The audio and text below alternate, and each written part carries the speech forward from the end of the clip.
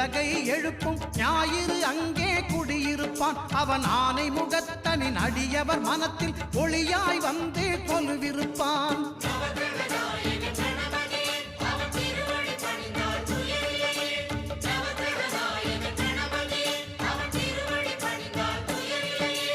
ஒன்பது கோளும் ஒன்றாய் காண அங்கு கற்பகம் என்னும் கடவுளின் மெய்யில்